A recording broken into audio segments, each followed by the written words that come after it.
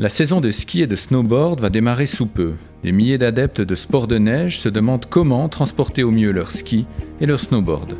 Si vous ne disposez pas de suffisamment de place à l'intérieur de votre voiture, installer un porte-ski sur le toit peut être une solution. Le TCS a testé 6 porte-skis différents pour évaluer leur fonctionnement au quotidien. En tout, nous avons testé 5 modèles traditionnels et un système magnétique. Alors que les modèles traditionnels doivent être montés sur des barres de toit, le système magnétique se place directement sur le toit de la voiture. 3 catégories principales de critères ont été utilisées pour les tests: conception, maniabilité et comportement routier. Le comportement routier a été testé avec chargement lors de manœuvres d'évitement. Le test a respecté ici les indications de vitesse maximale recommandées des fabricants respectifs. De manière générale, les 6 produits ont réussi l'épreuve du comportement routier sans perdre leur chargement. Cependant, dans le cas du Fratelli Menamo, nous avons pu constater un certain glissement.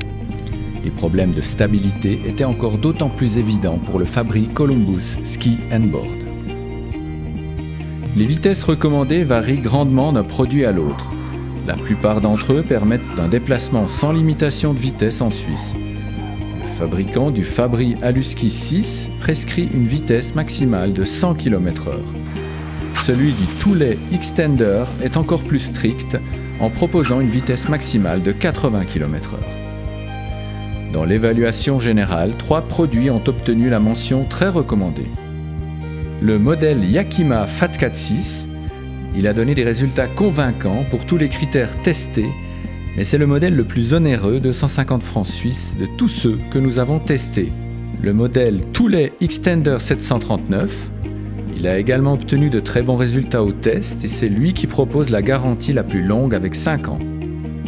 Le modèle Atera Nova 6, encore un modèle qui obtient de très bons résultats, sauf pour le critère de protection anti-vol. Les 2 produits suivants ont été qualifiés de recommandés. Le modèle Silver Ice de Fratelli Menabo, il a perdu des points avant tout à cause de son montage compliqué.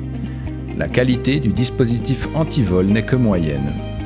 Le modèle Fabri Columbus Ski & Board, ce porte-ski ne nécessite pas les barres de toit et présente de plus le grand avantage de pouvoir être monté facilement. La qualité de son système anti-vol n'est que moyenne.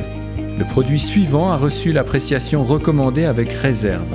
Le modèle Fabri Aluski 6, il se distingue par sa grande capacité de chargement. Le montage est quelque peu compliqué, tout comme le chargement de ski en raison du faible espacement entre le toit. Concluons par une remarque importante. Toujours consulter la notice d'utilisation du fabricant afin de monter correctement le porte-ski.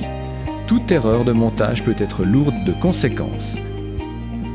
Le TCS vous souhaite bonne route.